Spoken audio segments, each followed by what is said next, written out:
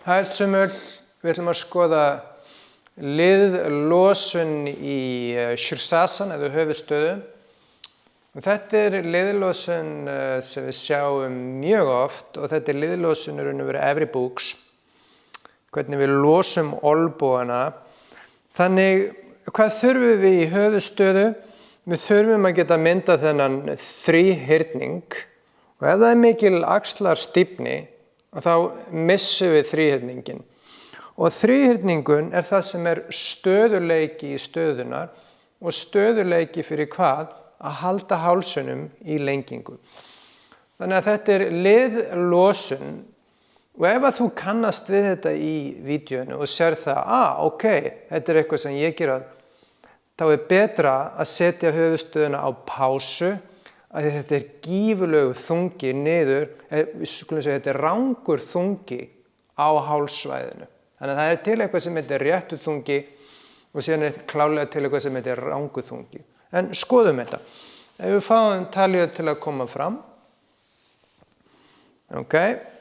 Og þannig að klassískt að fólk setur höfuðið og byrjar að þrýsta inn að lófanum og áður en það veit að þá þrýsti það olnboganum frá. Þannig að það verður þessi gífurlega víða handstað og kannski talið að ef þú snýrð að myndavélinni þá kannski getum við skoða þetta hins veginn. Já. Ok, þannig að nú sjáum við þetta betur. Og það þessi víða handstaða. Þannig að þegar fólk kemur að því að lyfta rassinum upp frá gólfi, þá myndast þrýstingur inn að bringubeinunum. Þessi þrýstingur, hann þrýstir inn á þessa efstu hryggjarliði hérna. Ok, talið kemur aftur með hérna í gól. Og þetta hryggjarliðirnir sem mæta brjóstbakinu. Þannig að þetta hérna svæði innan háls og brjóstbaks, það gjörsamlega fellur saman. Ok, aftur, lyftir.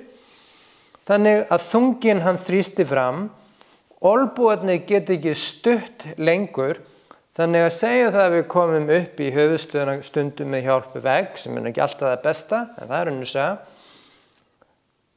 að þá nánast allur þunginn haldið í hrygg, þar sem að liðfallið nánast algjört. Þannig að það alls konar taugaendar og ýmislegt að gera hérna og þessi hérna taugaendar og þessi skilaboð sem hérna, þeir fara hérna út í handleggina og ef ég geri þetta reglulega yfir lengri tíma, það sem mun gerast, þessi klemma, hún virkar eins og doði fram í handleggina. Þannig að ástæðan raun og veru hvernig við förum fram hjá þessari liðlosun, það þýðir það að olnbogarnir verða að halda og þetta bil milli eyrna og herðana, það þarf að vera mílu fjarlægð. Þannig að fyrsta lagi að þá þurfum við að geta haldið þessari lengingu því að þegar rassinn kemur upp, þá kemur alvöru þunginn hérna. Þannig ef þetta eitthvað sem þú tekur eftir í þinni iðkun, ef að talið kemur aftur niður með hnén, okay, og sest alveg upp á.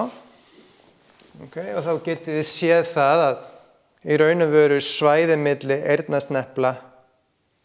Þannig þið getið mælt þetta, þið getið sagt þetta reglustrikuna ef þið viljið. En ef þetta svæði fer að falla og þið sjáið að þið hafið tilhneigingu til að taka olnbogana frá og þá þurfið þið að átta ykkur á því að þið þurfið að rétta ykkur af í fyrsta lagi og ef þið náið ekki að halda stöðuleikanum þá betra að sleppa höfuðstöðinni.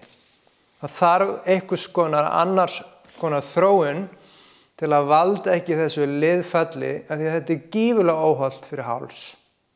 Þannig að tekkið á þessu og sjáu hvort að þetta eitthvað sem þið þurfum að skoða og gangi ykkur vel með þetta.